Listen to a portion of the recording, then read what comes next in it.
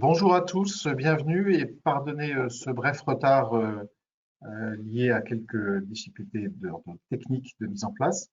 Bienvenue sur ce webinaire que nous sommes ravis d'organiser en collaboration avec le Cercle Montesquieu sur la résolution des litiges dans la période qui s'ouvre aujourd'hui.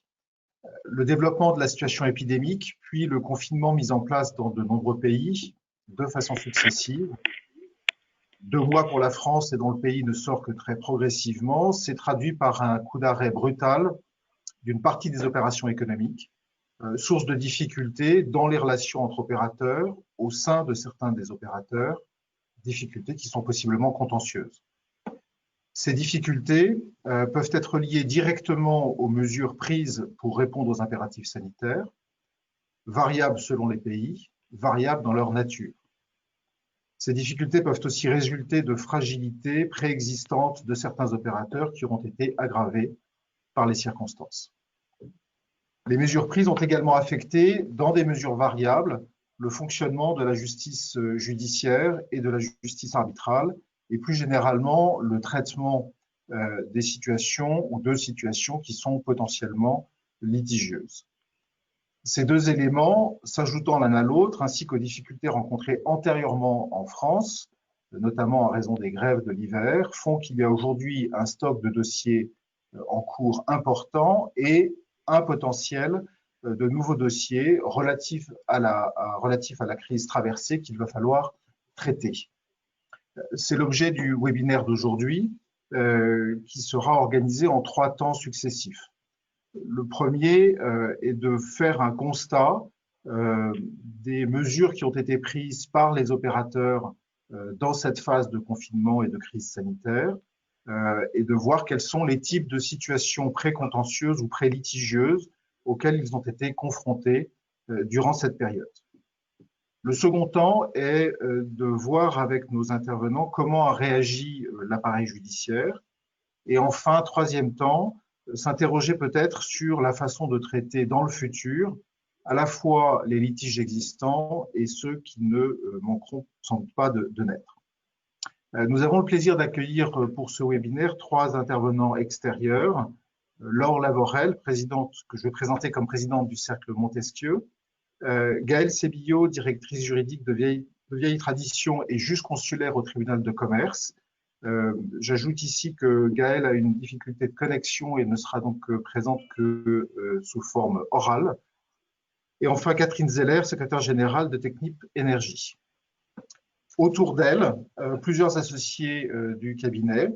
Olivier Cousy, à la fois associé du département propriété industrielle et télécom, mais surtout pour les besoins de ce webinaire, bâtonnier de l'Ordre des avocats au barreau de Paris. Sophie Chemla, du département contentieux, pénal et commercial. Axel Tout-le-Monde du département fusion-acquisition, Franck Audran de notre département économique, Stanislas Dvernicki du département opération et financement immobilier et moi-même qui anime le département arbitrage. Voilà, juste sur un aspect pratique, et comme vous l'avez sans doute entendu du message d'accueil, tous les participants auront leur micro coupé. Vous pouvez néanmoins poser des questions par écrit dans l'onglet questions du module de gestion de la conférence. Voilà, je passe la parole à Sophie pour le premier temps de notre webinaire, donc sur les mesures prises par les opérateurs et le type de situation rencontrée dans cette phase de crise sanitaire. Bonjour à tous, merci de vous être connectés. Alors moi j'ai une première question qui est une question pratique et que j'aimerais poser à Laure Lavorel en sa qualité de présidente du Cercle Montesquieu et à Catherine Zeller en sa qualité de secrétaire générale de Technip Énergie. Quelles sont les difficultés que vous avez rencontrées dans vos activités professionnelles ou qui sont remontées par vos membres? Et comment les entreprises ont géré cette crise du Covid et ces contentieux potentiels et ces difficultés potentielles? Peut-être Catherine, je te laisse la parole en premier. Merci Sophie, merci pour cette invitation. Je voulais juste souligner que je vois que c'est un panel de femmes, c'est très un honneur de participer à ce séminaire. Donc moi je voulais juste peut-être apporter l'éclairage chez Technip Énergie. Technip Energies, c'est un métier de contrat, des gros contrats EPC pour des constructions de projets de transport gazier, onshore, offshore dans le monde entier. Et très vite, les questions sont venues. J'allais dire, dans un premier temps, c'était au compte-à-gouttes. On a été confronté à une question de problèmes de Covid dans certains pays où on avait des fournisseurs qui étaient touchés. Les premiers pays, c'était l'Asie. Donc, les équipes de contract manager, il y en a beaucoup chez Technip Energies parce que c'est vraiment un métier de gestion de contrat. Avec ces équipes, on a pris l'initiative de mettre en œuvre tout ce qu'il faut pour protéger nos droits au titre de ces contrats.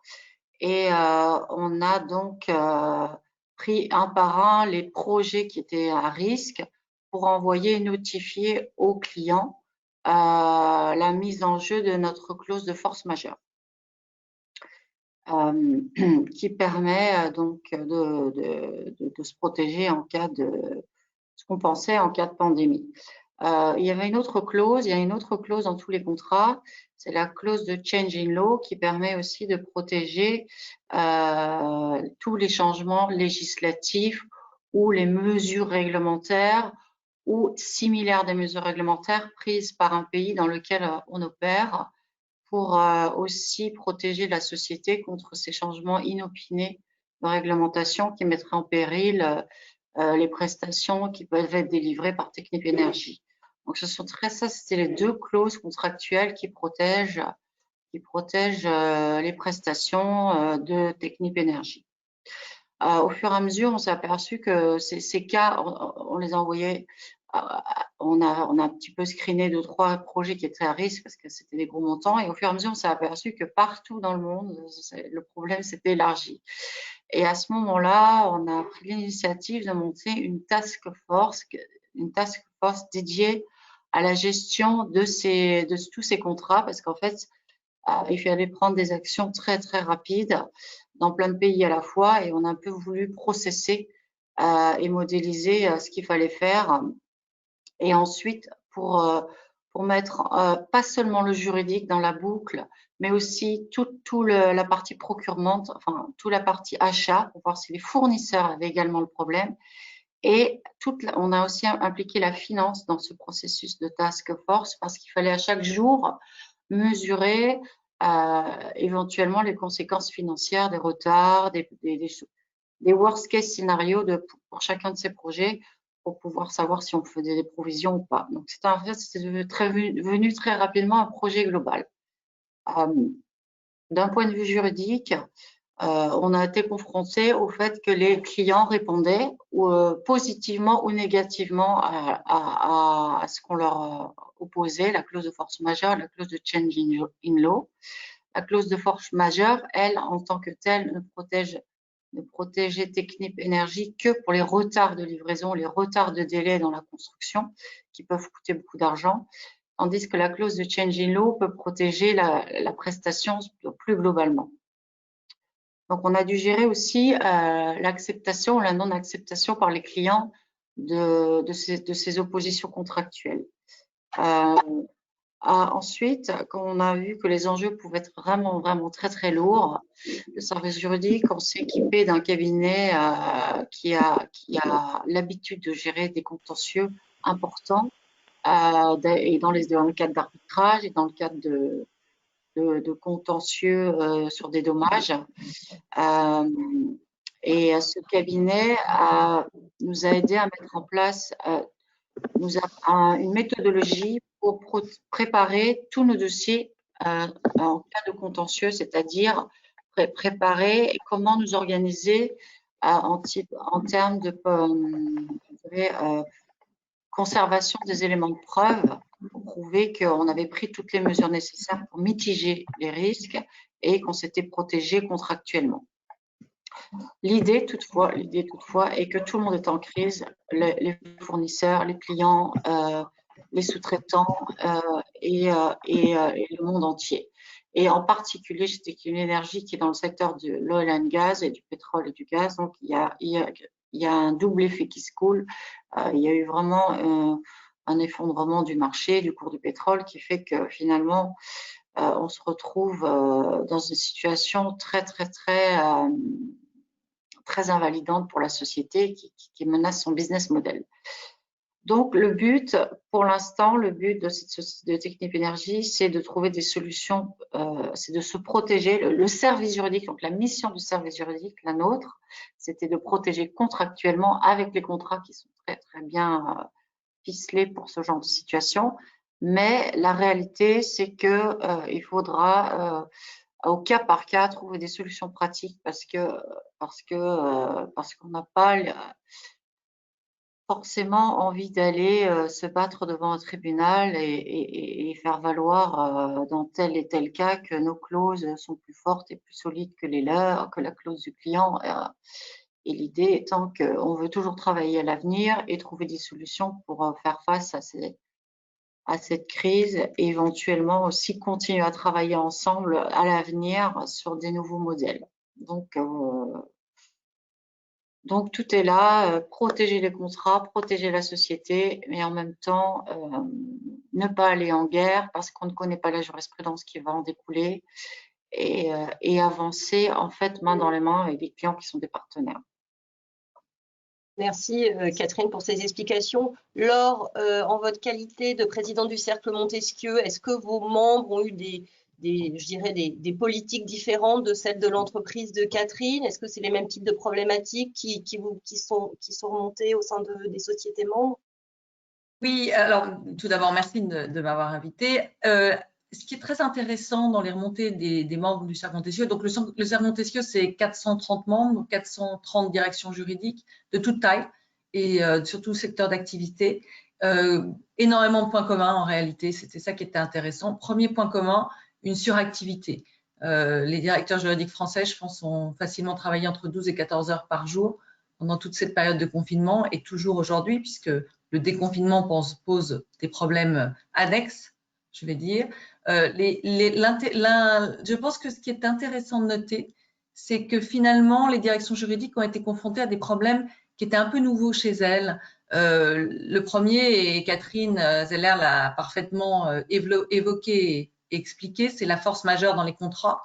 Alors, les contrats, en général, les directions juridiques connaissent bien.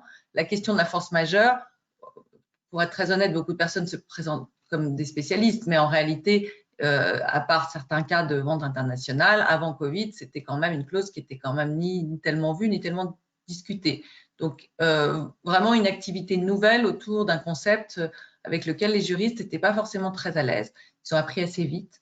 Le deuxième champ de compétences sur lesquels les juristes français sont plus ou moins, mais en général pas tellement sollicités, et cette fois ils l'ont été beaucoup, c'est le droit social. Le droit social en France, contrairement aux autres pays du monde, appartient en général aux directions des ressources humaines. Mais dans la mesure où on avait une crise sanitaire, des obligations de sécurité qui se mettaient en place et une responsabilité pénale potentielle, je dis bien potentielle parce qu'elle reste à prouver, de l'employeur, ces dossiers sont arrivés également à la direction juridique. Ce qui est un champ de compétences pas nouveau, mais sur lequel, comme je le disais, en général, les ressources humaines travaillent avec leur propre cabinet. Et le troisième champ de compétences sur lequel les directions juridiques se sont retrouvées impliquées sans être des experts du tout, c'est le droit des procédures collectives. Et ça, c'est l'étape d'après, c'est le monde d'après, parce que nous savons tous que nous rentrons dans une crise économique sévère et que beaucoup d'entreprises, quelle que soit la taille, probablement plutôt les petites que les grandes, mais qui va en être indemne? Beaucoup d'entreprises vont être face à des situations de cessation de paiement, que ce soit pour elles-mêmes, pour leurs fournisseurs ou pour leurs clients. Et bien entendu, les forces commerciales, également les directions des entreprises, se tournent naturellement sur les directions juridiques pour leur demander leur avis déjà sur quelques défauts de paiement. Et c'est un domaine de compétences en général qui n'est pas du tout celui des directions juridiques. Donc, comme je disais, 3 champs de compétences nouveaux que nous avons explorés avec beaucoup de courage, de rapidité de réaction. Nous avons appris en marchant. Donc, je le disais, la force majeure dans les contrats, les questions relatives aux procédures collectives et le droit du travail avec l'aspect pénal, responsabilité de l'employeur. Ce qu'on a également noté, ce qui est intéressant et nouveau et qui a généré beaucoup de travail dans les directions juridiques internationales, c'est qu'en Europe, on le sait, on essaye d'avoir des législations assez communes sur pas mal de sujets. Il y a aussi des tendances dans d'autres pays d'Asie d'avoir des législations, surtout en droit des contrats, qui se ressemblent. Et donc, lorsque vous êtes à la tête d'une direction internationale, juridique internationale, vous essayez de globaliser vos pratiques. Ce que le Covid a créé, ou ce qu'il a rappelé aux juristes, c'est que les frontières existaient, que les législateurs nationaux avaient leur mot à dire. Et lorsqu'on gère une direction juridique de 50, 100 pays, on s'est retrouvé, à cause ou grâce au Covid, je ne sais pas, à devoir gérer 50 ou 100 législations nationales particulières. Et ça a été également un effort supplémentaire parce qu'au lieu d'essayer de rationaliser avec le mouvement des 10 dernières années passées où on cherchait, en suivant la globalisation de l'économie, à globaliser les pratiques juridiques, on s'est retrouvé dans un mouvement inverse immédiat qui était que les directions juridiques de chaque pays ou le juriste, parce que les groupes n'ont pas des directions juridiques dans chaque pays, mais le juriste de chaque pays, aidé parfois par des cabinets internationaux, devait produire en 24 heures, en 48 heures, une legal opinion, un mémo, pour indiquer quelles allaient être les nouvelles contraintes des différents pays. On l'a vu en France. Alors en France, on est les champions de la norme. On est probablement le pays ou parmi les 5 pays qui ont le plus légiféré, parce que ça, on fait très bien. Donc il y a des dizaines et des dizaines d'ordonnances et elles ne sont pas toutes critiquables, loin de là. Je pense qu'elles ont été des bons amortisseurs de crise et que pour beaucoup, les problèmes sont aujourd'hui devant nous, les problèmes juridiques et économiques. Mais malgré tout, il a fallu que les directions juridiques mettent en place des veilles.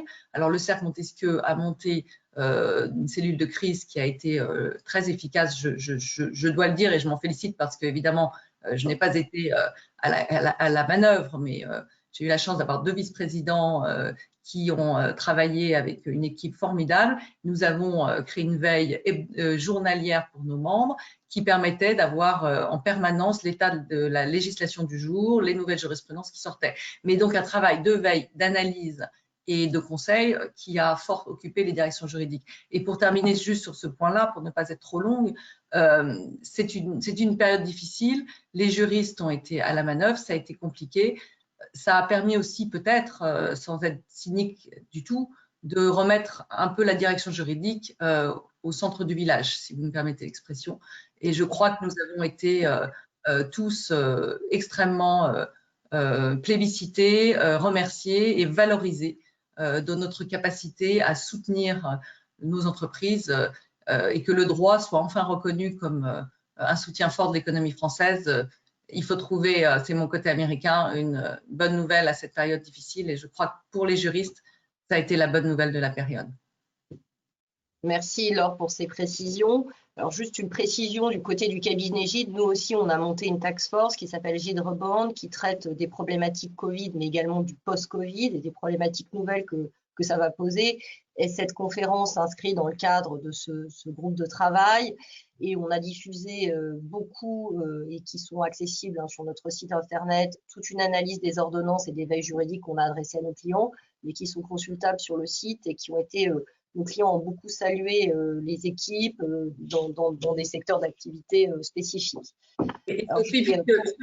Sophie, puisque vous le dites, et j'aurais certainement dû le faire, je suis confuse, nous avons beaucoup travaillé avec le cabinet Gide, qui nous a beaucoup aidé également, et nous avons relayé auprès de nos membres, et je vous confirme que le travail qui est effectué par votre cabinet a été et est toujours extrêmement précieux.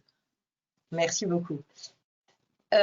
Pour revenir plus concrètement par secteur d'activité, parce que l'idée aussi, c'est de voir les problématiques qui se posent et quel type de contentieux est déjà intervenu, va surgir.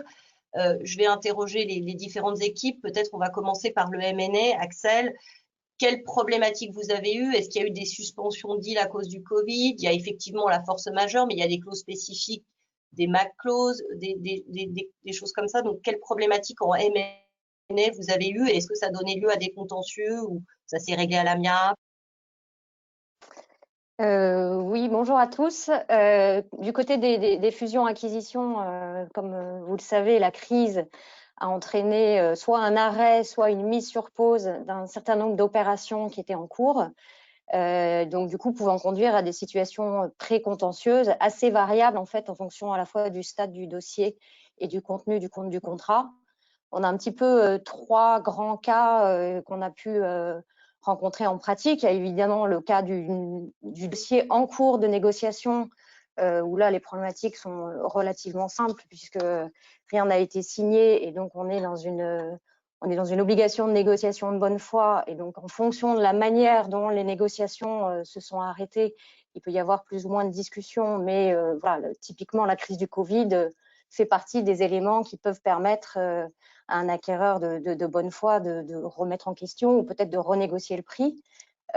Sur les dossiers, la difficulté est plus importante sur les dossiers qui ont été signés immédiatement, enfin un tout petit peu avant la crise, mais qui n'étaient pas encore en phase de réalisation définitive, donc à la période entre la signature du contrat de cession et le closing. Et là, évidemment, ce sont les dossiers sur lesquels la situation pré-contentieuse est la plus importante. Et la situation est assez variable en fonction de ce que pouvait contenir ou pas le contrat. Donc, d'abord, il faut garder en tête qu'avant la crise du Covid, on était quand même sur un marché relativement pro-vendeur, avec du coup des contrats qui ne permettaient pas forcément une sortie facile d'un acquéreur entre la signature et le closing. Et on a analysé un peu les diverses situations. On s'est rendu compte assez vite que sans clause spécifique dans le contrat, les mécanismes qui notamment peuvent être utilisés dans d'autres matières peuvent donner lieu à des discussions ou en tout cas à des doutes accrus en matière de fusion-acquisition. Typiquement, on a parlé tout à l'heure de force majeure. La force majeure sur un contrat commercial avec une obligation de livraison, ça fonctionne assez bien.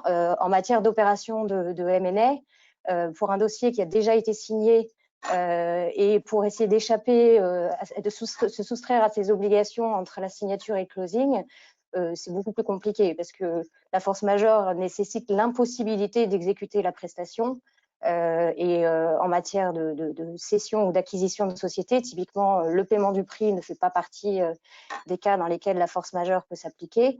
Et de la même façon, et d'ailleurs on l'a fait très bien pendant la période de Covid, organiser un closing, organiser toute la mécanique de transfert des actions et de transfert et de signature de contrats pendant la période de Covid était certes beaucoup plus compliquée, pouvait être plus onéreuse pour les acquéreurs, mais en tout cas n'était pas impossible. Donc la force majeure, on voit, elle a une limite assez forte sur les opérations de M&A.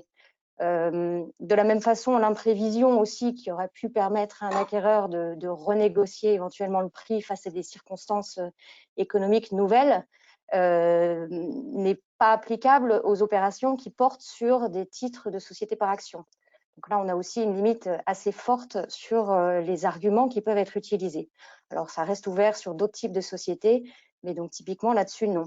Bon, on disait tout à l'heure qu'il peut y avoir quand même dans certains contrats qui ont été signés pré-Covid des clauses qui permettent de sortir de l'opération en cas d'événement significatif défavorable, donc ce qu'on appelle les clauses de MAC, Material Adverse Change, donc permettant à l'acquéreur, si un événement non prévu à la date de signature du contrat intervient et peut avoir des conséquences significatives défavorables sur les activités de la cible, sur les actifs de la cible, cette clause permet à l'acquéreur de, évidemment, soit sortir du contrat et de ne pas aller jusqu'au closing, voire renégocier éventuellement le prix.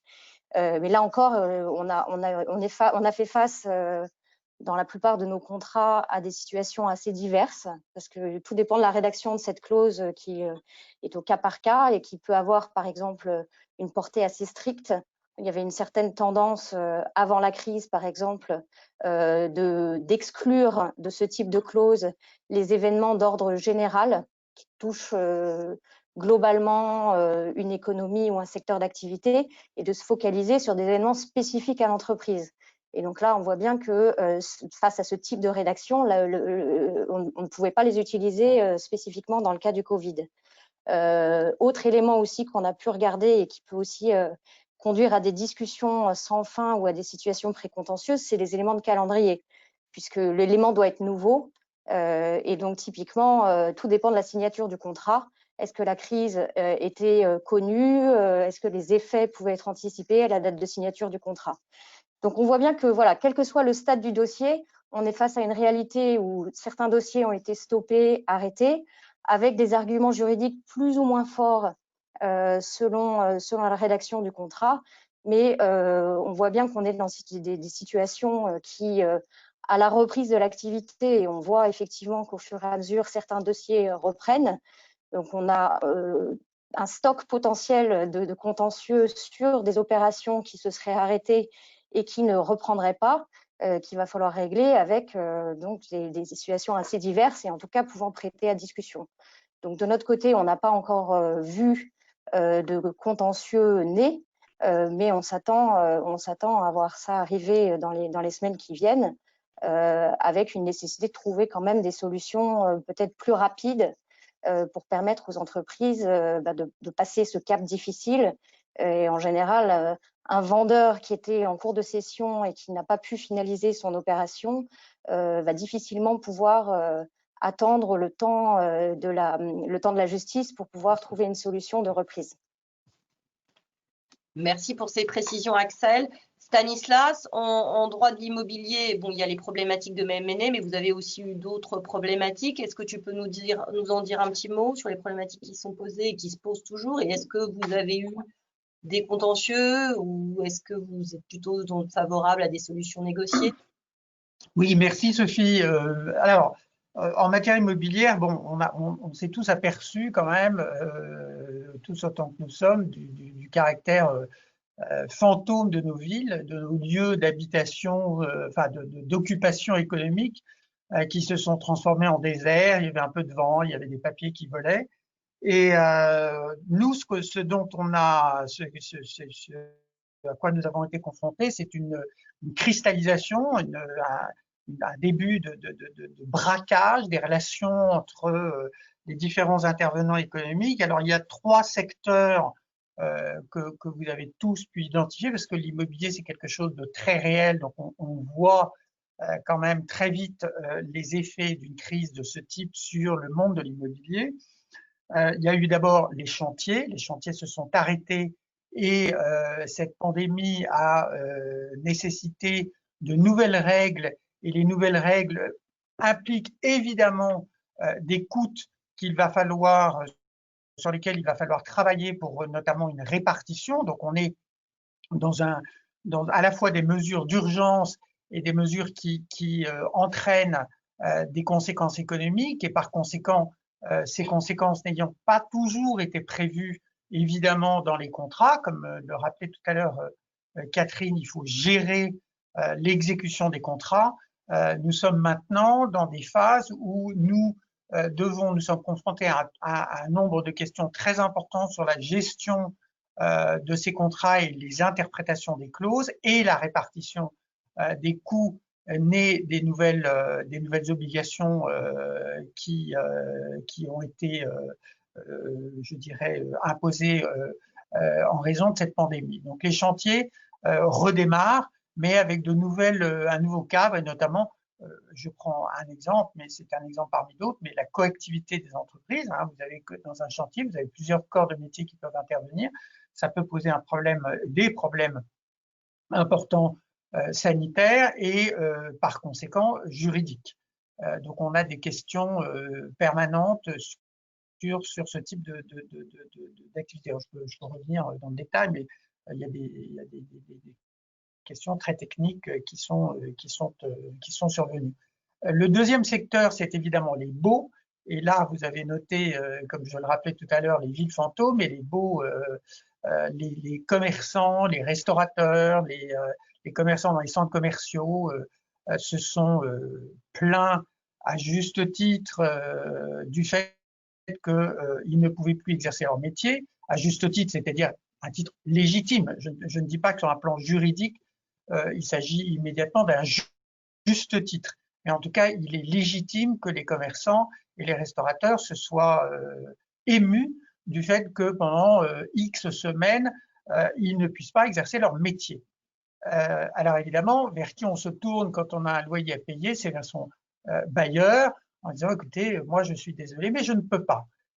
Alors il se trouve, et comme l'ont rappelé Laure et Catherine, qui sont deux praticiennes, je dirais, dans les entreprises, il se trouve que le contrat fait la loi des parties et que par conséquent, on ne peut pas déclarer unilatéralement l'inexécution d'un contrat. Maintenant, on comprend également la situation dans laquelle se trouve le locataire qui est empêché et qui n'a plus de chiffre d'affaires. Donc, on est dans une situation qui est, je dirais, tragique au sens littéraire du terme, c'est-à-dire qu'on a des gens qui ne peuvent pas exercer leur métier et on a des gens qui exercent leur métier en touchant des loyers. Donc, c'est une antinomie qui nous met face à, je ne vais pas appeler ça un raz-de-marée parce que ce serait trop pessimiste, mais enfin, on sent la vague monter du nombre de contentieux sur comment puis-je me sortir de ma situation économiquement difficile.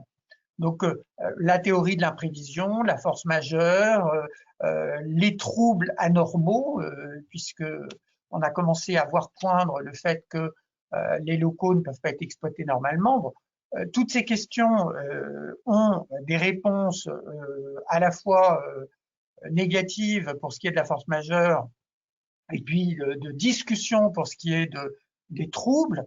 Moi, je suis assez favorable à une entente, enfin une écoute des parties, parce que je pense qu'on ne peut pas, dans l'exécution d'un contrat, se dire, même si la loi vaut, si le contrat vaut force exécutoire et qu'il ne faut pas qu'un juge puisse venir interpréter de façon trop forte l'exécution d'un contrat, en tout cas, la bonne foi ne peut pas devenir immédiatement et par principe la variable d'ajustement d'un contrat. Je pense qu'il faut que les parties s'écoutent et que face aux petits commerçants, face aux petits restaurateurs, il y a forcément un terrain d'entente qu'il faudra trouver. Et puis le troisième volet sur lequel nous avons dû travailler pendant ces dernières semaines, c'est le volet purement transactionnel avec, comme vous pouvez le savoir, comme vous pouvez le savoir sans problème, quand on achète un bien immobilier, on a souvent des conditions suspensives. Pour ceux qui ne sont pas juristes, ce sont des conditions liées au financement, liées à l'état du bien, etc., etc. Et ces conditions ont eu beaucoup de mal à être levées, réalisées pendant les semaines de confinement, puisque par définition, tout s'était arrêté et que par conséquent, les dates… Bon, là aussi, le gouvernement a utilisé par voie d'ordonnance une certaine faculté de variable d'ajustement, puisqu'il a imposé, ou en tout cas il a déclaré, il a consacré des mesures d'urgence qui sont venues s'insérer dans les relations contractuelles, il faut bien le dire, et qui ont permis de reporter certaines dates, de reporter les dates d'obtention d'autorisation administrative ou les dates d'obtention de levée des conditions suspensives.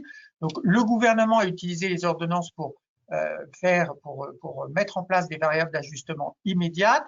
Je crois que maintenant, et notamment le Cercle Montesquieu et l'initiative du Cercle Montesquieu sur cette plateforme de conciliation peut être intéressante. En tout cas, je pense que maintenant, les avocats vont avoir un rôle important entre guillemets, de médiation ou de conciliation, puisque celle-ci est avant la cristallisation du litige, mais je crois qu'il va y avoir un net besoin, en tout cas en matière immobilière, d'écoute des uns et des autres. Chacun faisant son métier, chacun jouant sa partition, finalement, chacun défendant ses intérêts, c'est clair. L'avocat sera là pour non pas défendre la veuve et l'orphelin, mais défendre la valeur du droit, les notions juridiques. Et je trouvais ça très intéressant ce que disait Laure ou Catherine sur les différents, là où on est dans un monde global. Finalement, chaque pays a eu ses mesures, chaque pays a ses attitudes, chaque pays a ses… Et en matière immobilière, c'est très prégnant puisque il s'agit de la pierre et que la pierre, elle est liée au sol sur lequel elle est située. Donc, la vie des contrats immobiliers a été très nationale, mais ça sera intéressant de voir dans les semaines qui viennent. Pardon d'avoir été si long, excusez-moi.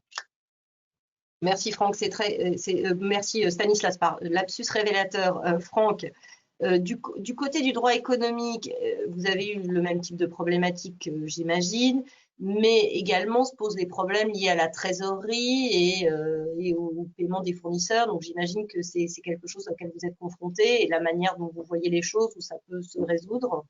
Tu peux nous en dire un mot? Oui, merci beaucoup Sophie. En fait, il y a eu, nous, la façon dont on est entré sur les sujets Covid, il y a eu deux tempos.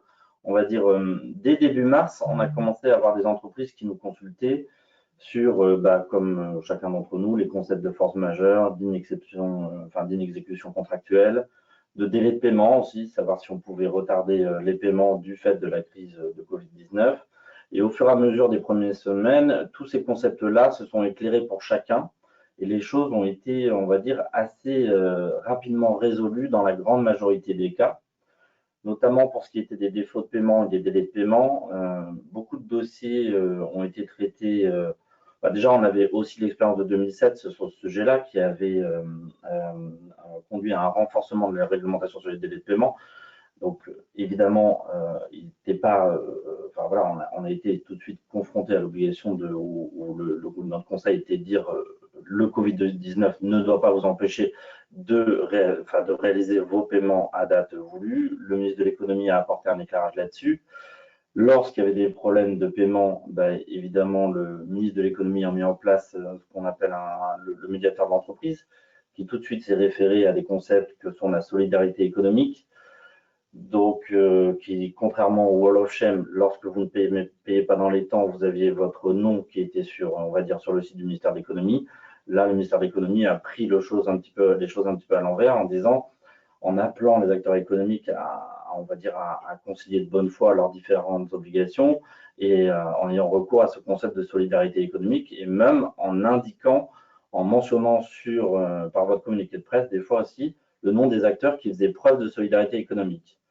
Tout ça pour vous dire qu'au début, en tout cas de la période mars-avril, même s'il y a eu quelques échanges, on a très vite réussi à aller vers une conciliation de ces différentes situations précontentieuses. Pourquoi? Parce que bien souvent, vous aviez une irrésistibilité d'un côté, une impossibilité totale d'exécuter une obligation contractuelle, et parfois, d'un autre côté, vous avez une obligation totale de réaliser un paiement.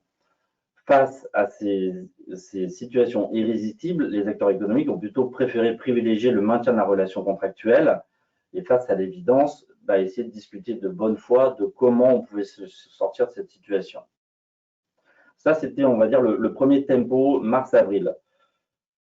Aujourd'hui, les choses sont un peu différentes parce que les sujets qui restent, et il y en a eu beaucoup, les sujets qui restent, on voit apparaître des comportements qui sont plus propres à des prises de posture ou des positions radicales dans les relations commerciales.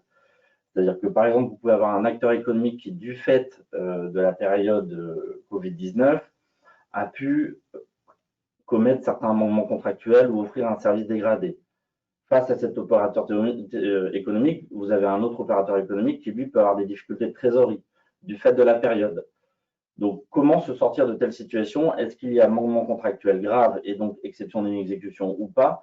C'est ce type de contentieux aujourd'hui, de situation contentieuse auquel on fait face.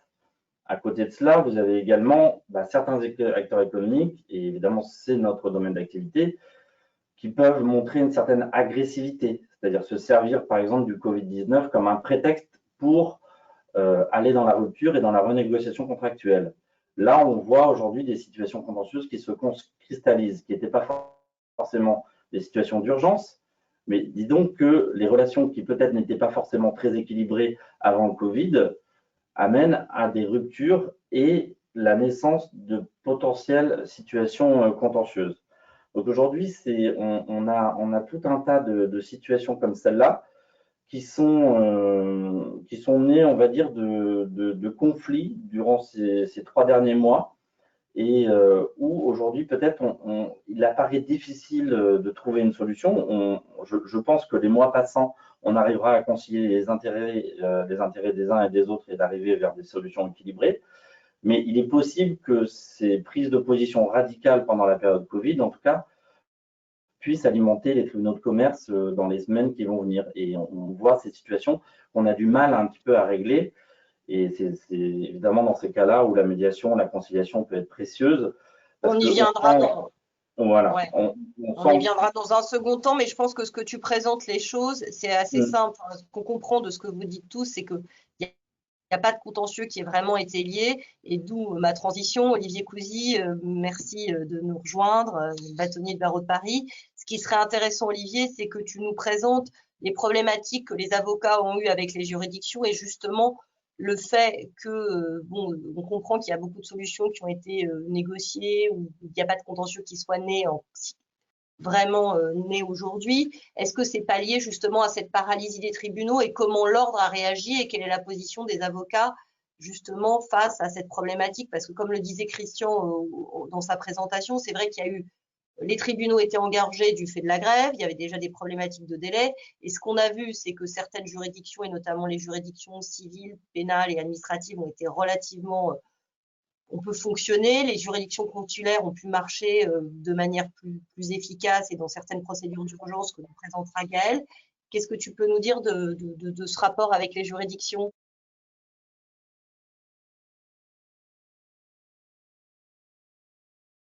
Voilà, il est activé. Merci. Merci beaucoup.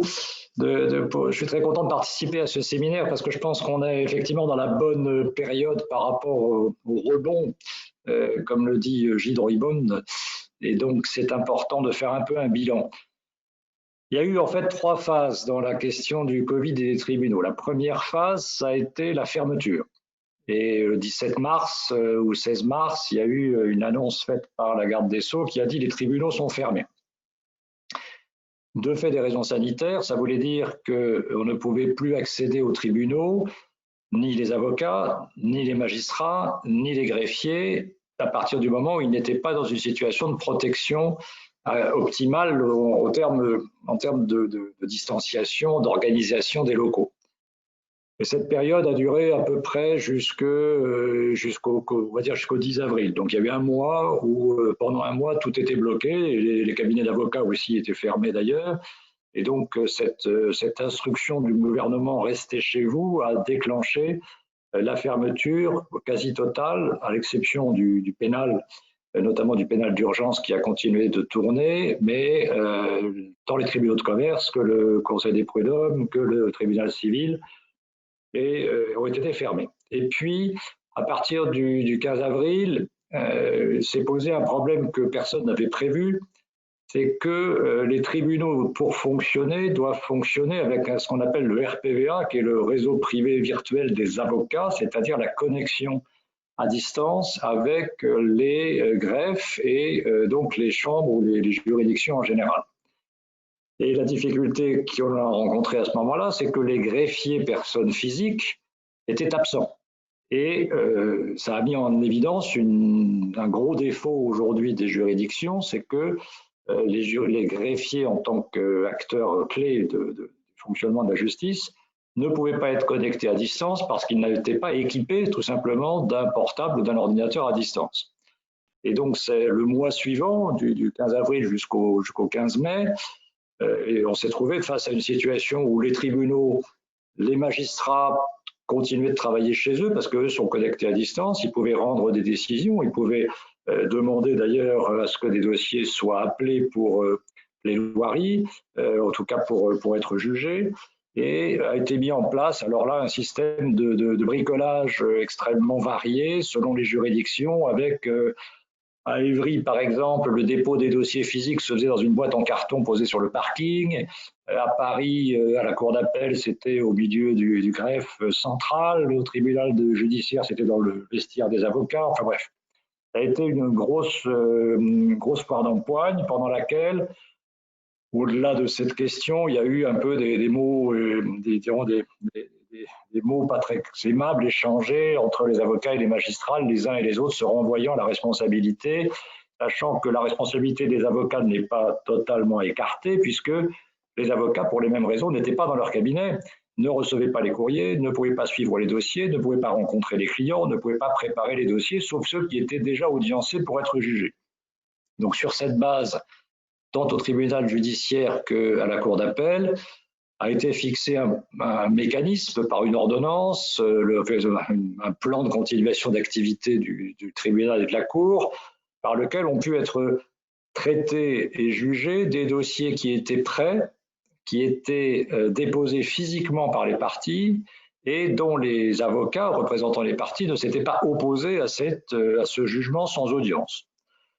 Il y a eu plusieurs milliers de décisions qui ont pu être prises comme ça pendant un mois, tant à Paris qu'à la Cour d'appel, mais il y avait toujours le problème des greffiers, c'est-à-dire que les greffiers n'étant pas là pour signer les actes, signer les jugements ou les arrêts, ils ne pouvaient pas être exécutoires. Et puis la troisième période, c'est depuis donc le fin mai, depuis le 15 mai en gros, avec une reprise d'activité cette fois-ci présentielle, comme on dit de nos jours, pour les greffiers qui ont pu se connecter en allant sur place, avec une montée en charge relativement rapide. Et les derniers chiffres qu'on a échangés la semaine dernière avec le tribunal judiciaire, c'est à peu près 80% de présence des greffiers. À la cour d'appel, même chose. Et donc, plutôt une bonne surprise en termes de traitement des dossiers, puisque beaucoup des dossiers, près de 6600 dossiers ont été jugés, par exemple au tribunal judiciaire pendant la période Covid. Et ces dossiers sont en attente d'être signés par le greffe, validés et apposés avec la formule exécutoire. Et donc, d'après les chefs de juridiction, cette situation devrait permettre de rattraper en gros le retard pour ce qui concerne les jugements ou les décisions d'ici fin juin, en gros. Avec un objectif, c'est donc que tous les dossiers qui avaient été audiencés, qui ont pu être plaidés sans audience, pouvaient être en réalité ceux qui auraient dû être faits pendant la même période. Donc on est à peu près, là encore, selon les discussions qu'on a avec les chefs de juridiction, on est à peu près sur un volume ou un flux normal de traitement de dossiers à pareille époque, indépendamment du Covid. La difficulté majeure qu'on a rencontrée pour les avocats et pour les parties, donc les clients, c'est que pour accepter que la décision soit prise, il fallait accepter de ne pas plaider physiquement pour des raisons sanitaires et ensuite pour des raisons d'organisation et d'accélération du traitement des dossiers. Donc ça a été là encore une controverse assez vive entre les parties, les avocats, les magistrats, et l'idée étant qu'un dossier qui n'est pas plaidé n'est pas forcément bien jugé, puisqu'il y manque toute l'oralité des débats, qui dans certaines affaires est indispensable, dans d'autres un peu moins, mais clairement, on avait cette difficulté. Et donc la nouveauté, si j'ose dire, de ces dernières semaines, c'est la mise en place. Alors, on peut se poser politiquement la question de savoir pourquoi cette mise en place se fait maintenant et pourquoi elle n'a pas été faite il y a 3 mois, mais bon, ça c'est un autre sujet.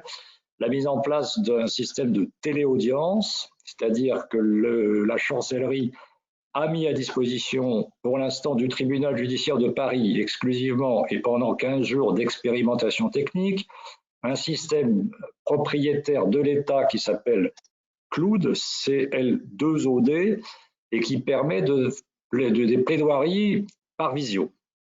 Et là, on est un peu dans le bleu, dans le flou, parce que ça vient de démarrer, il y a quelques créneaux. D'abord, il y a assez peu de créneaux techniques qui sont disponibles. Ces systèmes ne permettent pas d'être plus de 8 en ligne. Il y a des problèmes d'adresse, il y a des problèmes d'accès, il y a des problèmes qui se posent. Et puis, fondamentalement, la question est de savoir si ça le va un jour ou si ça a vocation à remplacer la plaidoirie. Et là, de ce point de vue-là, la profession est évidemment très opposée à ce que la plaidoirie physique disparaisse au profit d'une plaidoirie en visio. Donc voilà un système un peu composite, il y a eu beaucoup de noms d'oiseaux échangés, de reproches. Alors, je pense que les torts sont assez partagés. La difficulté essentielle, ça a été cette espèce de stop and go qui a été fait par le gouvernement en disant on arrête, mais ça continue et on n'avait pas très bien compris ce qu'il fallait faire. J'ajoute une différence, alors qui est là aussi un peu, sans vouloir faire de polémique, mais c'est vrai que le tribunal de commerce ou le tribunal administratif ont pu fonctionner normalement parce que les greffiers étaient à leur poste pour le tribunal de commerce, et notamment parce que les greffiers, c'est une profession libérale et indépendante au tribunal de commerce, et donc ils avaient la nécessité de travailler pour être payés, ce qui n'est pas le cas des fonctionnaires du greffe, qui eux pouvaient rester chez eux et conserver leur traitement sans venir travailler. Ceci explique peut-être cela. En tout cas, le tribunal de commerce a redémarré dès la fin avril avec des audiences d'urgence référées, notamment de procédures Gaël Sébillot, qui est magistrat consulaire, nous expliquera, Olivier. Voilà, donc avec l'aide aussi d'un accès vidéo qui s'appelle Tixeo, qui est beaucoup plus souple et beaucoup moins cher que le système mis en place pour les tribunaux judiciaires. Enfin bref, en tout cas, ça a pu fonctionner. Celui qui est resté le plus bloqué, c'est le Conseil des prud'hommes, qui lui aussi est en train de redémarrer, parce que là, il y a un besoin de présentiel. Pour terminer sur ce sujet des juridictions Covid ou post-Covid, les remarques générales que nous font les magistrats, au-delà des polémiques, c'est que à l'heure où ça redémarre dans les juridictions aujourd'hui, ils constatent qu'il n'y a pas du tout ou très très peu de nouvelles affaires. C'est-à-dire qu'ils sont très surpris, tant au CPH qu'au tribunal judiciaire, par le peu d'assignations qui ont été délivrées ou qui sont en train d'être délivrées. Donc un flux de dossiers qui est très très faible par rapport à un flux normal. Et deuxième remarque, aussi des procédures dans lesquelles des parties demandent assez systématiquement le renvoi pour des questions de préparation de dossier ou de traitement du dossier pendant la période Covid, soit parce que l'avocat était absent, confiné, soit parce que l'on n'a pas pu joindre le client, soit parce qu'on n'avait pas les pièces, parce que les pièces étaient restées au bureau qui lui-même était fermé, etc., etc. Donc, une vraie difficulté de reprise qui n'est pas liée cette fois-ci à l'organisation judiciaire, mais qui est liée à l'ensemble des acteurs judiciaires, qui fait que la crainte, c'est que cette reprise ne se faisant que maintenant, fin juin, avec des périodes de vacations judiciaires qui sont maintenues à partir du 14 juillet, la vitesse de traitement des dossiers ou la vitesse d'accès à la juridiction risque d'être très faible, ou en tout cas de reprendre très très lentement dans les semaines qui viennent. Voilà un peu l'état des lieux. Merci Olivier. Alors Gaël, donc on ne peut pas voir, je crois qu'on n'a pas réussi à résoudre le problème de caméra. Merci d'intervenir. Donc Gaël Sébillot est magistrat consulaire à la première chambre du tribunal de commerce de Paris. Et justement, est-ce que vous pouvez nous dire un mot de ce qu'a indiqué Olivier? C'est-à-dire que nous, on a eu le sentiment, et en tant qu'avocat, c'est ce qu'on a vu, on a eu des visioconférences avec le tribunal de commerce. Alors c'était dans des procédures, certes, d'extrême urgence, des référés d'heure à heure, mais on a vu que ça fonctionnait. Et ce qu'on voit, c'est quand même une disparité entre certaines juridictions, alors que les juridictions civiles et pénales d'ailleurs, hein, enfin dans nos dossiers en tout cas, étaient quand même complètement à l'arrêt. Gaël, vous pouvez nous dire un mot de la façon dont s'est organisé le tribunal de commerce de Paris et les décisions qui ont pu être rendues pendant cette période? Oui, alors bon, déjà je regrette de ne pas être avec vous parce que je ne vois personne et donc c'est un peu plus compliqué d'être impliqué. Et je le regrette. Donc oui, le traitement judiciaire pendant le confinement, nous, déjà il faut faire une distinction entre les procédures collectives qui n'ont jamais cessé compte tenu des incidences en termes d'emploi où il y a eu une activité assez forte et le contentieux général dont celui de la première chambre à laquelle j'appartiens. Alors nous, effectivement, notre dernière audience de juge chargé d'instruire l'affaire s'est tenue le 9 mars. Notre audience de mise en état qui devait redistribuer les nouveaux dossiers devait se tenir le 16 mars, donc elle ne s'est pas tenue. Ce qui veut dire que pendant toute la première partie du confinement, eh bien, nous, les juges consulaires, on a continué à délibérer puisque toutes les affaires qui ont été plaidées jusqu'au 9 mars ont donné lieu à un jugement qui a été mis à disposition des parties. Alors, les délibérés se faisaient soit en visioconférence, soit en téléconférence avec les juges qui s'adressaient préalablement les projets de jugement. Au niveau des greffiers, une fois que le jugement était rédigé, eh bien, la greffière le recevait, nous le renvoyait avec les formules habituelles. Le juge, sur délégation du président, signait pour le président empêché et on pouvait aller redéposer nos jugements. Et moi, étant restée à Paris, j'allais régulièrement déposer les jugements au tribunal de commerce pour qu'ils puissent être mis à disposition. Donc, de ce côté-là, je dirais, on a activement travaillé et la collaboration du greffe a été à ce stade efficace. Malheureusement, après, donc, nous avons 3 audiences de mise en état qui ont sauté. Il faut savoir qu'à la première chambre, on a un rôle de 250 affaires tous les 15 jours. Donc, ça veut dire que le stock des affaires s'est accumulé. Depuis le 11 mai, des audiences se sont tenues entre le président de la Chambre et la greffière pour essayer d'attribuer les dossiers qui pouvaient l'être, alors selon des critères notamment qui pouvaient consister à constater qu'une affaire avait été appelée plus d'une dizaine de fois à la mise en état et que le président, après avoir vérifié, considérait que cette affaire était en état d'être plaidée. À ce moment-là, elle était renvoyée devant un juge chargé d'instruire l'affaire. Soit une affaire pouvait être jugée sans audience, sous réserve naturellement que les parties soient représentées par un avocat, et ça a été le cas. Plusieurs affaires ont été jugées de cette manière. Et puis, un certain nombre d'affaires ont été aussi renvoyées pour fixation d'un calendrier, donc des affaires qui sont renvoyées également devant les juges chargés d'instruire l'affaire. L'objectif étant de laisser au juge la mise en état du dossier. Alors, qu'est-ce qu'on a constaté? On a constaté, comme disait Maître Cousy, on a constaté de très très nombreuses demandes de renvoi qui ont été faites par les avocats.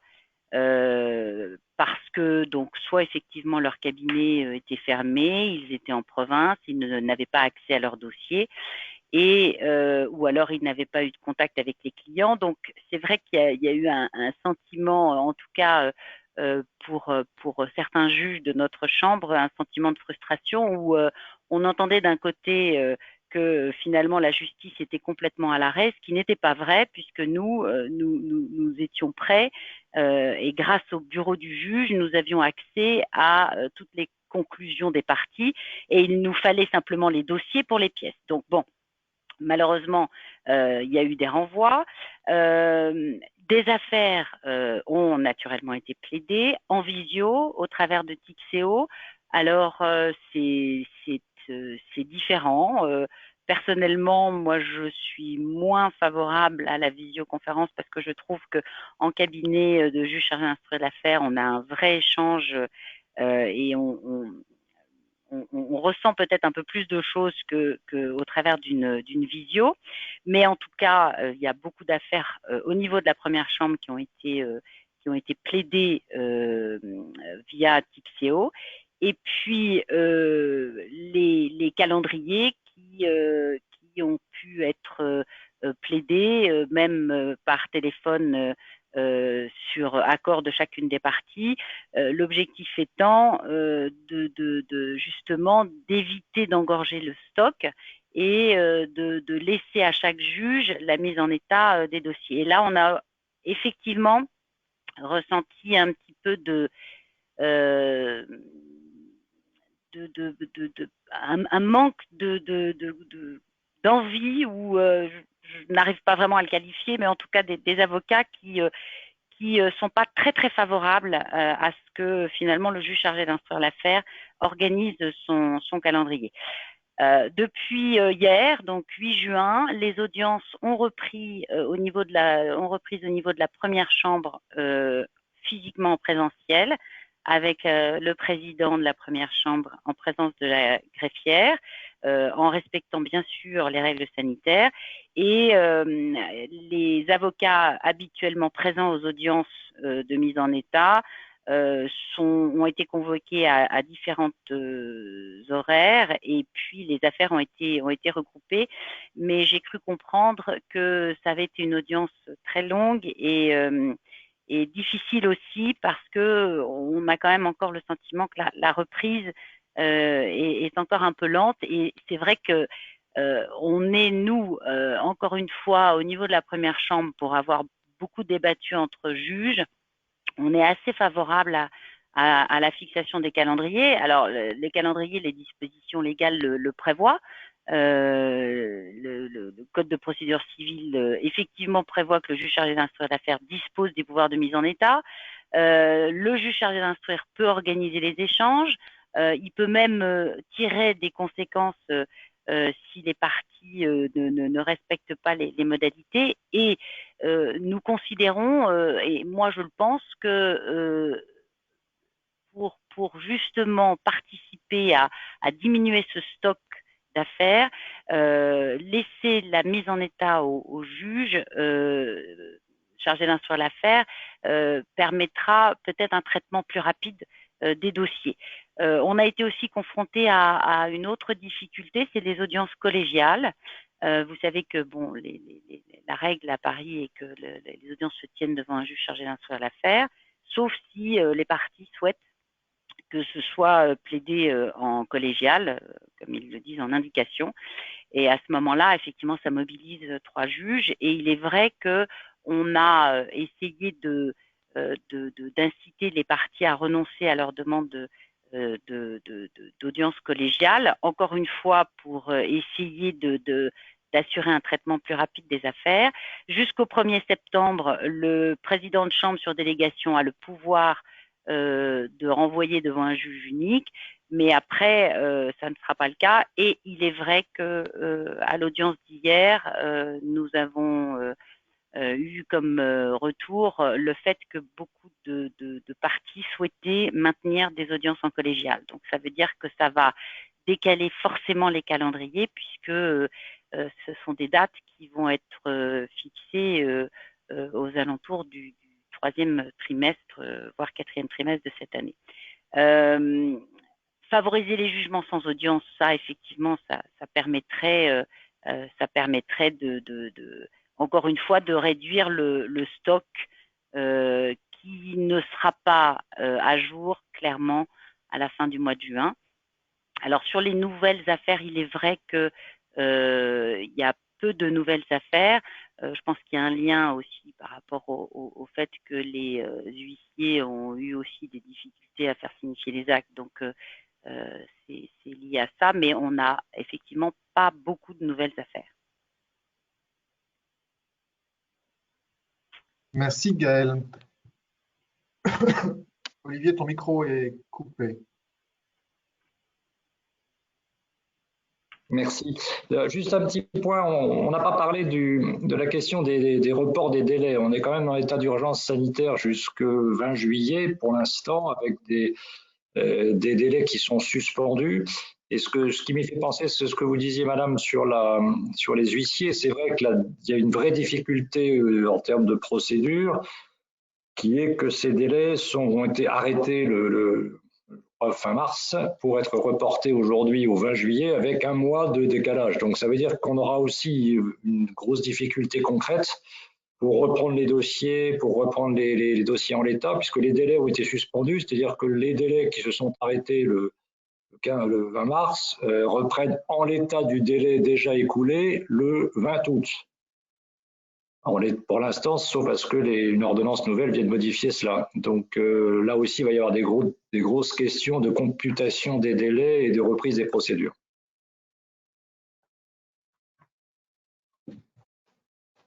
Merci Olivier. Au fond, ce qui ressort des observations de vous, Gaëlle, mais également d'Olivier, et des précédents participants, c'est finalement qu'il y a un stock d'affaires qui reste à juger, dont le traitement a été retardé à cause de la phase de confinement. Il y a eu peu d'émergence de nouvelles affaires pendant cette phase-là, mais comme le soulignaient Axel, Stanislas ou Franck, il y a un potentiel de nouvelles affaires dans les relations qu'ils décrivaient eux, évidemment dans les dossiers de droit social, ou dans les dossiers de traitement des difficultés des entreprises. Et la question peut-être qui se pose aujourd'hui, c'est de savoir si, selon la formule journalistique consacrée, dans le monde d'après, on continue de faire comme dans le monde d'avant. Et s'il ne faut pas envisager de promouvoir, plus encore que ça n'a été fait jusqu'à présent, d'autres solutions ou faire évoluer les mécanismes qui sont disponibles aujourd'hui. Je voudrais tout d'abord interroger Laure Lavorel, qui est donc à l'origine, entre autres, de cette proposition de réactiver l'utilisation de la conciliation, précisément comme un moyen d'anticiper ou d'accompagner le traitement de situations qui, pour n'être pas contentieuses, sont susceptibles de le devenir.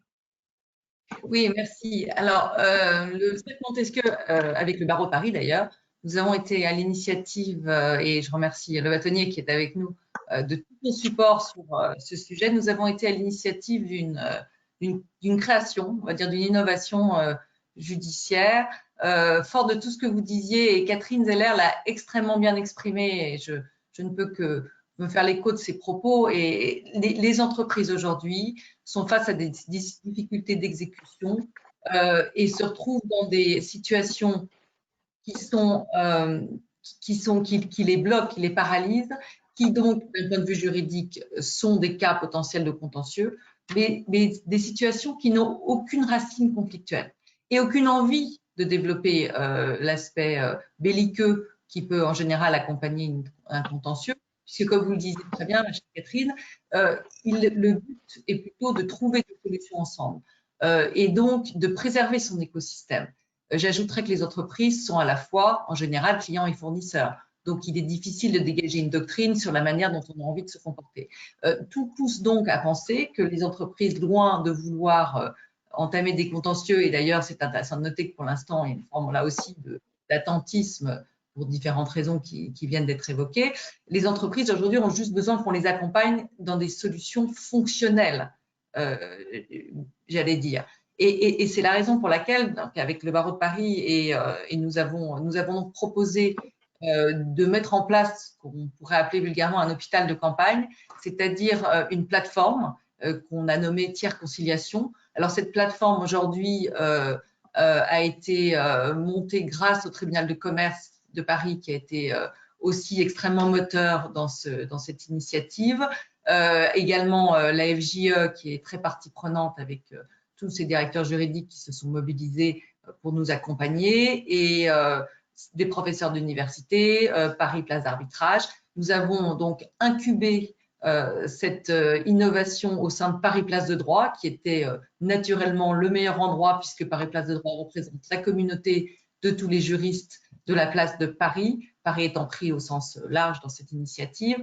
Nous avons donc en 3 semaines monté une plateforme dite plateforme de tierce conciliation qui a pour objectif d'accompagner, enfin d'accueillir et d'accompagner des entreprises qui souhaiteraient solliciter et obtenir les conseils de professionnels du droit des affaires pour les aider à mener ensemble, alors des négociations, peut-être une renégociation d'un avenant à un contrat, peut-être une transaction si tout de même la situation est un peu tendue. Tous les modes sont autorisés, une liberté complète laissée à ces tiers conciliateurs qui sont aujourd'hui 100. La liste que nous avons réunie est assez impressionnante. 100 personnes, des grands noms du droit, aussi bien au barreau que dans les directions juridiques, que chez les universitaires et les arbitres. 100 professionnels du droit qui ont accepté de donner leur temps bénévolement pour mettre au service de l'économie française et de ses entreprises leur talent de juriste, mais bien au-delà, puisqu'il s'agit d'accompagner les entreprises dans une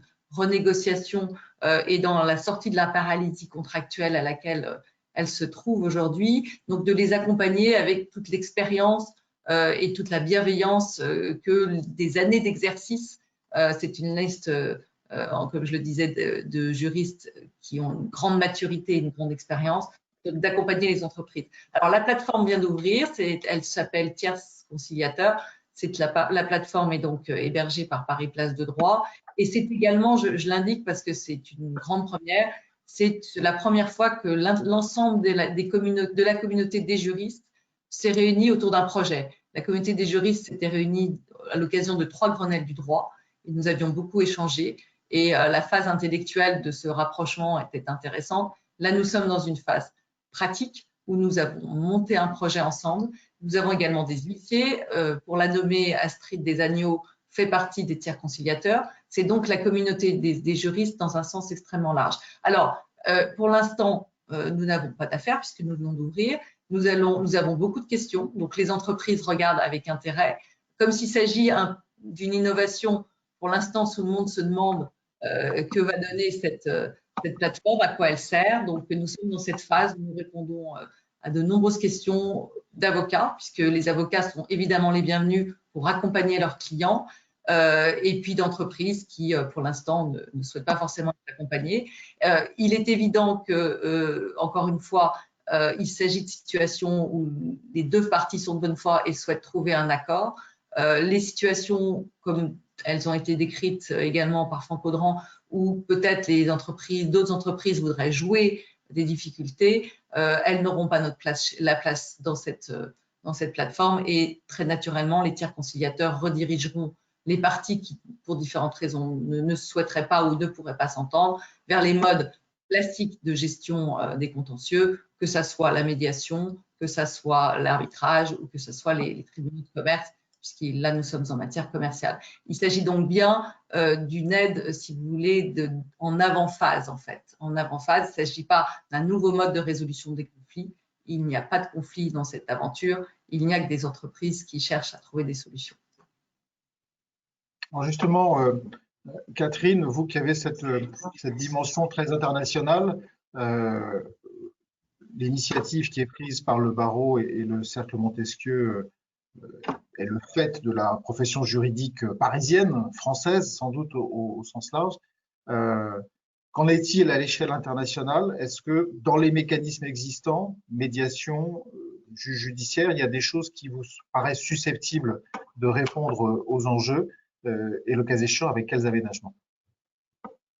Merci pour la question. Je voulais d'abord remercier Laure et féliciter toutes les initiatives qui ont été prises par le cercle Montesquieu aussi rapidement. Et je voulais juste souligner que cette période qui nous a d'abord amené à utiliser nos outils traditionnels, nos habitudes traditionnelles d'avocat, nos clauses contractuelles à prendre des actions traditionnelles, et qu'en fait, pour tout le monde, c'est une période où on a dû être innovant, changer nos méthodes de travail, changer nos habitudes. Et je suis vraiment ravie que le cercle, sous l'impulsion de Laure, ait pris un tel virage aussi vite et s'est mis en œuvre plein de choses innovantes, plein de choses,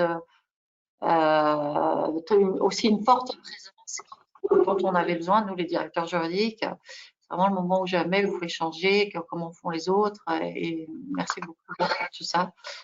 Alors, pour revenir à la question qui m'a été posée, oui, effectivement, nous, Technip Énergie a beaucoup de contrats qui se passent dans le monde entier, et dans les pays un peu exotiques du gaz et du pétrole. Ça se passe dans l'Antarctique, ça se passe en Arabie Saoudite, ça se passe en Indonésie, ça se passe à Singapour, aux États-Unis, dans des États différents avec différentes juridictions. Alors, ce qu'on n'aime pas, nous les juristes, pas du tout, et c'est l'aléa judiciaire. Et en fait, dans un contexte international, on sait jamais comment ça fonctionne dans un pays ou dans un autre. Dans un pays, les juridictions sont fiables, dans d'autres moins. Donc, effectivement, nous, on travaille beaucoup plus avec des arbitrages. Ça coûte plus cher, mais on est on préfère sur des contrats de tels enjeux, c'est l'arbitrage qui est la clause préférée. Après, il faut choisir le droit. Quel est le droit le plus approprié aussi pour cet arbitrage? C'est beaucoup de négociations à chaque fois. Et puis la médiation, la conciliation, c'est très utilisé aussi. Et franchement, c'est vraiment ma voie préférée, comme dit, pour éviter l'aléa judiciaire. Que vraiment dans des pays exotiques, on n'est pas maître de ce qui se passe. Je l'ai vu en Europe, je l'ai vu dans des juridictions européennes, malgré la volonté des gouvernements de vouloir structurer et offrir une sécurité juridique. Je l'ai vu, par exemple, expérimenté en Italie à Rome. Il y a des pays compliqués aussi où on ne comprend pas les enjeux qui se passent au niveau des tribunaux. Peut-être que maintenant, on est dans une période où on va nous-mêmes apprendre, en tant que directeur juridique, entreprise, à trouver des solutions avec le client, avec le fournisseur, avec la tierce partie. Parce que tout le monde doit se réinventer et comme on ne veut pas mettre en péril, personne ne veut, on veut préserver ce qui peut être préservable, l'avenir, travailler ensemble à l'avenir. Je pense qu'on va devoir être innovant et pour trouver des solutions pragmatiques ensemble. Mais c'est là que je vois que la médiation, à mon avis, a un rôle, pourra beaucoup nous aider. Parce que les médiations, c'est vraiment de la technique de négociation. C'est comment on fait un pas, comment l'autre fait un pas, et arriver à trouver une solution parce que c'est vraiment ce qu'on cherche, ce qu'on privilégie. Merci Catherine. Est-ce que Sophie, je peux rebondir, mais peut-être vous l'avez prévu à un autre moment, mais j'aurais quand même bien voulu vous entendre ou entendre quelqu'un sur ce séminaire sur l'arrêt qui a été rendu en termes de force majeure sur le conflit total EDF, si c'est un jugement franco-français, si ça va faire jurisprudence et comment, et bon d'ailleurs j'étais très surprise qu'il y ait déjà eu aussi vite une décision, donc je m'en félicite Je ne peux aussi. pas s'exprimer, Catherine, directement sur une décision qui concerne des sociétés. Voilà. Ce qu'on peut dire, c'est que ces décisions qui ont été, on va revenir, on va intéresser Gaël Sébillot là-dessus, c'est qu'il y a des décisions qui ont été rendues dans des procédures d'extrême urgence, c'est-à-dire des référés d'heure à heure, et la décision auquel je fais référence en est d'une de celles-là. Ce sont des décisions qui ont d'ailleurs été commentées par la doctrine, qui sont contestées pas tellement sur la compétence du juge des référés, parce que c'est des décisions qui ont mené à interpréter des clauses contractuelles qui, juridiquement, peut être contestables d'un point de vue du pouvoir du juge des référés, qui ne sont pas du tout des décisions définitives, qui sont des décisions donc justement de référés et qui ne statuent pas sur le fond, et qui en plus sont frappées d'appel. Donc c'est difficile de dire quelque chose de ces décisions très temporaires et qui ont été rendues dans un contexte un peu particulier en tenant compte de l'équité. C'est là où je voulais interroger justement, reprendre un peu le point, parce que ce qu'on voit, c'est vrai que Gaëlle, vous qui êtes à la fois directrice juridique et magistrat consulaire, on voit que les directeurs juridiques souhaitent une certaine, n'aiment pas l'aléa judiciaire, mais on voit aussi quand même que les tribunaux, et notamment les tribunaux de commerce, il y a des notions, et Franck en a parlé, la solidarité économique, c'est des notions, moi qui connais le droit américain, qui sont proches de l'équité, qu'on connaît dans les droits dans la common law, et est-ce que c'est pas quelque chose qui est pris en compte devant les juridictions, et un peu ce qui va, et Gaël, quand on s'était parlé, vous nous avez expliqué que justement la volonté du tribunal de commerce, c'était peut-être dans ce type de procédure, et particulièrement sur les contentieux liés au Covid, de pouvoir justement entendre les parties et prendre en compte la situation factuelle très particulière de cette crise, et où on voit, nous, que nos clients n'ont pas du tout la même position dans les contentieux classiques. Ils comprennent bien que leur co-contractant est dans une situation difficile, et il y a une volonté de tout le monde de trouver un peu la moins mauvaise solution, même si ce n'est pas la plus, je dirais, parfaite juridiquement. Gaëlle. Alors, nous, effectivement, on anticipe les contentieux, comme vous l'avez d'ailleurs tous énoncé tout à l'heure. Bon, les contentieux qu'on anticipe, c'est bien sûr des inexécutions contractuelles, c'est des ruptures de contrat. Le fondement juridique, on les connaît, hein, c'est effectivement les changements de circonstances imprévisibles qui rendent l'exécution excessivement onéreuse. Donc ça veut dire que là, les parties négocient ou alors le juge intervient. Il y a la force majeure qui autorise les parties à ne plus exécuter leurs obligations. Donc je dirais le socle juridique s'impose aux parties et s'impose au juge. Après, quel va être le rôle du juge? Je dirais d'abord, c'est très difficile et c'est impossible de considérer qu'il y aura une règle qui va ressortir de tout ça. Chaque cas est particulier, chaque dossier va donner lieu à une analyse approfondie parce qu'il y a des conditions contractuelles qui sont spécifiques, il y a des circonstances qui sont spécifiques. Donc, en réalité, les questions que nous, les juges, on va se poser quand on va avoir un dossier, c'est effectivement, est-ce que les circonstances étaient telles que le co-contractant pouvait ne pas faire face à ses obligations? Est-ce que les parties ont tenté de négocier en parallèle de la dénonciation du contrat sur la base de la force majeure? Est-ce qu'elles ont négocié de bonne foi? Donc tout ça, ça va être des points que le juge va prendre en compte, et je dirais le Covid va nous conduire à être beaucoup plus vigilants et peut-être beaucoup plus sensibles aux circonstances. Donc, je dirais ça, c'est les contentieux qu'on anticipe. Il y a aussi un autre contentieux qu'on anticipe, c'est les délais, justement. On sait que ces délais spécifiques pour la période entre le 12 mars et le 23 juin, donc période neutralisée, qui va avoir des incidences sur les prescriptions, sur les interruptions, sur les suspensions. Je pense que ça, il va y avoir aussi un certain nombre de sujets qui vont nous être soumis sur les délais qui pouvaient bénéficier de cette neutralisation et les délais qui ne pouvaient pas bénéficier. Alors, pour revenir aux conditions dans lesquelles on va traiter les dossiers, je pense que il y a déjà ces dossiers qui sont en cours, qui étaient en cours avant le Covid, qui vont peut-être nous amener à voir les choses un peu différemment, notamment par rapport à l'exécution provisoire ou par rapport au fait qu'on va accorder des délais. C'est sûr que les trésoreries des entreprises, pour beaucoup, ont été fortement impactées.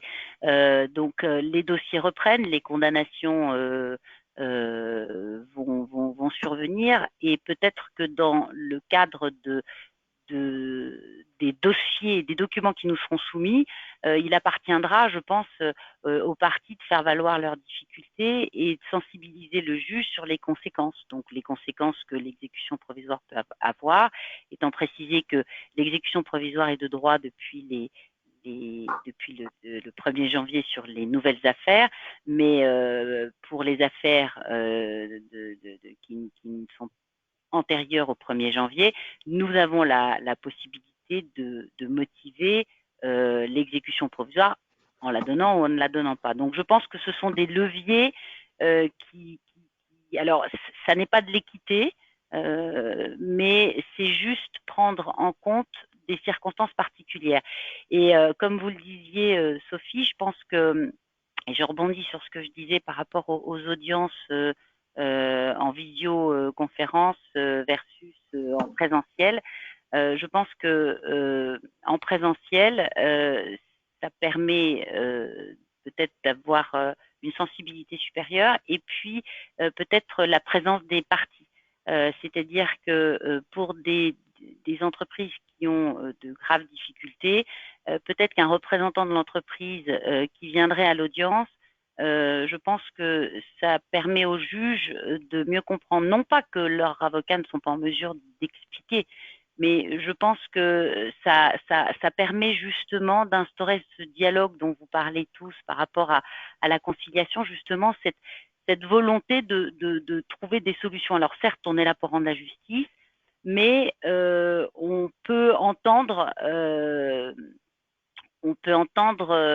certains points qui nous feront prendre en compte des circonstances particulières à telle ou telle entreprise, ça c'est sûr. Si, donc on voit que les choses vont un peu évoluer grâce au Covid et ces nouvelles technologies. Alors, une question, Christian, pour toi. Est-ce que c'est la voie royale, c'est l'arbitrage? Parce qu'on voit que je sais que c'est très différent, la médiation, la conciliation, le contentieux, mais est-ce que les dossiers, je dirais, vont descendre d'un étage et passer tous à l'arbitrage? Est-ce que pour ce type de contentieux, parce que lié au Covid, où il y a des questions, ce qu'on a vu, juridiques assez complexes et sur lesquelles sont quand même relativement nouvelles, de force majeure, d'imprévision, etc. Est-ce que vous voyez, enfin, je dirais, toi et les associés du département arbitrage, vous voyez plus de recours à l'arbitrage? Alors peut-être avant de répondre directement à ta question, peut-être un élément de constat. On l'a fait pour la justice judiciaire et consulaire. Le constat qu'on peut faire au terme de ces presque 2 mois et demi, 3 mois de suspension en l'air, est que l'arbitrage a continué de fonctionner. Et c'est peut-être dû au fait que procéduralement, l'arbitrage est indépendant de toutes les mesures qui ont été prises, et l'arbitrage est organisé par construction d'une façon flexible que n'a pas impacté les circonstances qu'on vient de rencontrer. Au fond, dans l'arbitrage, il y a 3 temps. Il y a un temps avant la procédure, il y a un temps pendant la procédure et il y a un temps après la sentence.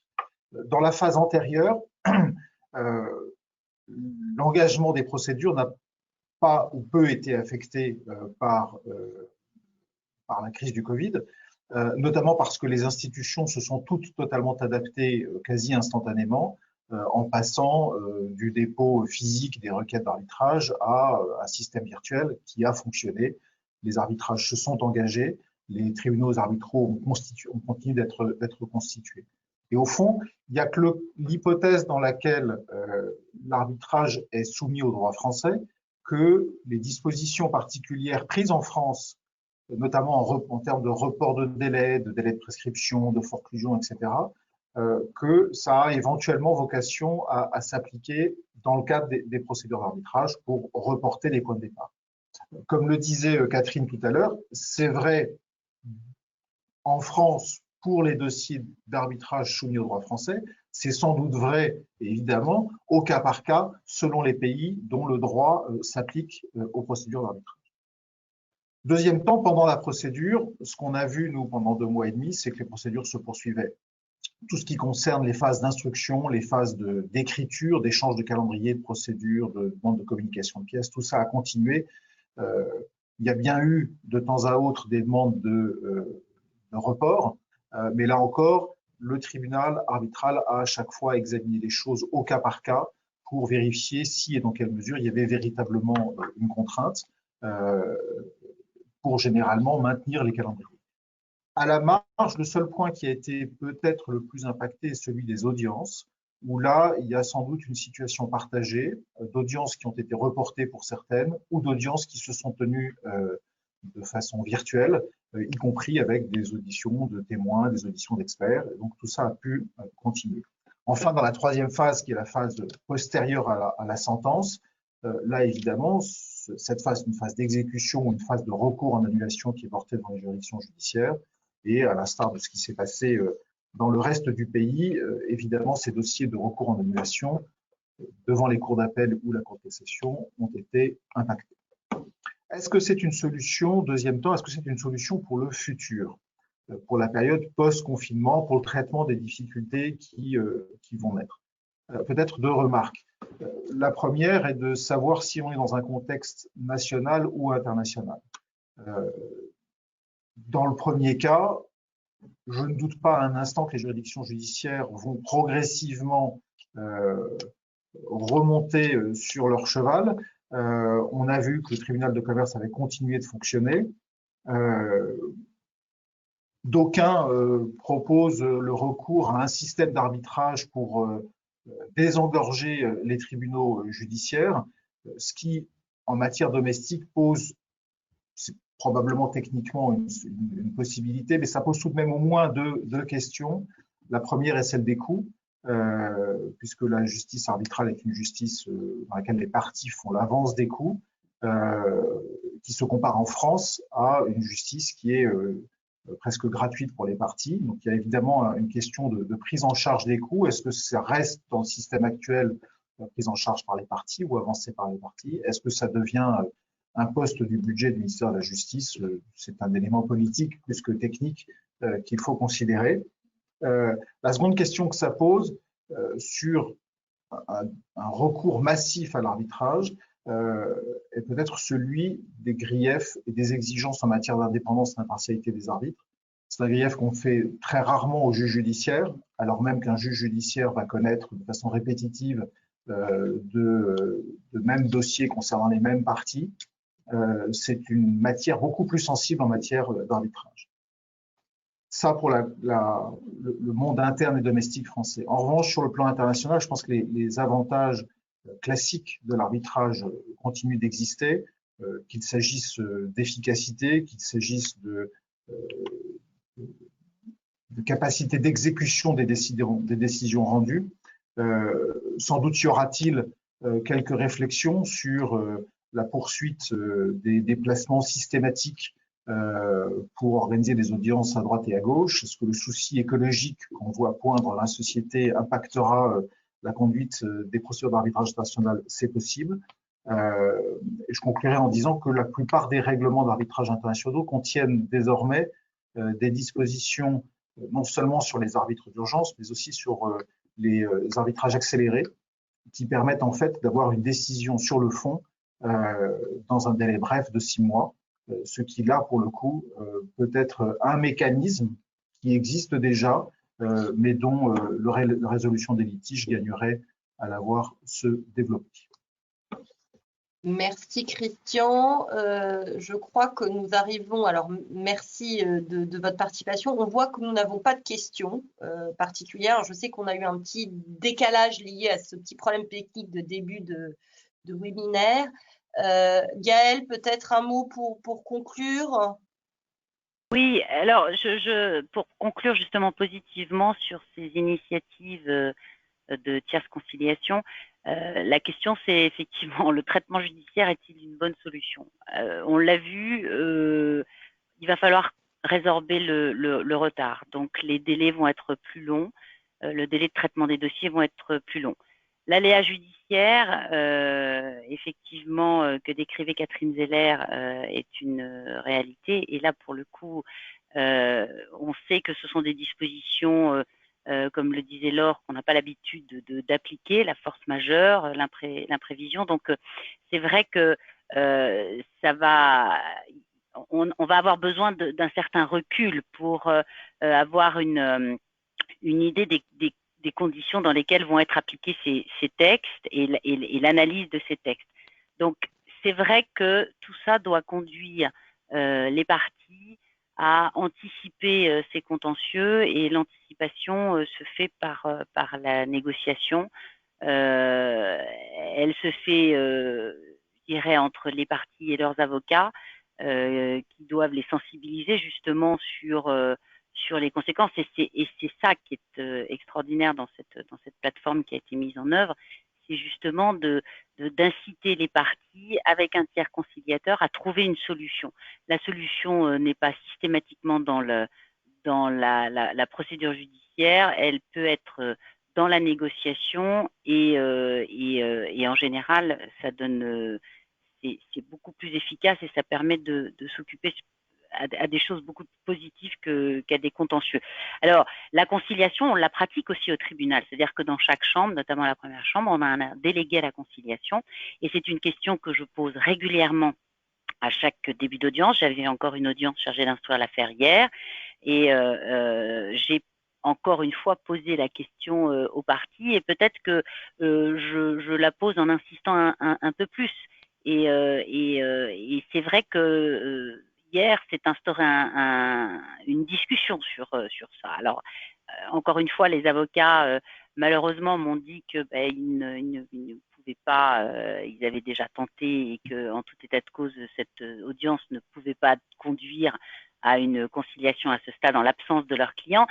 D'où le fait que je pense que la présence des clients, la présence des parties lors des audiences nous permettrait, juge, d'engager l'audience déjà sur le thème de la tentative de conciliation.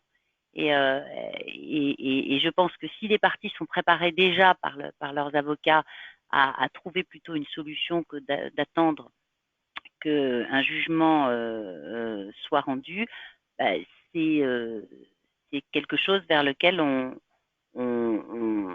pousse les parties à aller. Voilà. Merci beaucoup Gaëlle pour ces mots de conclusion. Je crois que le débat est ouvert. Alors désolée d'avoir été bref et d'être allé un peu vite sur certains sujets parce qu'on avait énormément d'intervenants et beaucoup de choses à dire. Je pense que nous, les avocats, on a un rôle à jouer justement à mettre en œuvre ces procédures et en partenariat avec les entreprises, comme tu le disais Catherine, pour essayer de trouver des solutions parce que c'est des contentieux très particuliers. Il y a une situation de crise où justement, on peut peut-être s'entendre et le contentieux dur n'est pas forcément la bonne solution. On verra ce que ça donne. Et ce que je vous propose, c'est de refaire ce webinaire dans 6 mois quand on aura sur le même thème, en voyant combien il y a eu de procédures de conciliation, combien d'arbitrages et quelles décisions. Parce que là, on aura justement un peu de jurisprudence pour refaire, pour voir comment les choses ont évolué. Peut-être qu'on aura le plaisir de se voir physiquement parce que je dois avouer que je trouve ça un petit peu difficile déjà de se voir en vidéo là comme ça pendant 1h30, c'est très désagréable. Et puis on est tous en plus souvent dans le même lieu et c'est dommage. Donc en tout cas, mille merci à tous pour votre participation et votre intervention et puis aux personnes, mais on n'a pas pu échanger malheureusement avec les participants. N'hésitez pas à nous faire part de vos questions. Il n'y en a pas eu là sur l'outil. Mais si vous avez des questions, vous nous adressez vos questions et on les transmettra acquis de droit et on vous fera part de nos réponses. Et à très bientôt pour d'autres webinaires dans le cadre de Gide Rebrand. Et merci à tous, à bientôt, au revoir.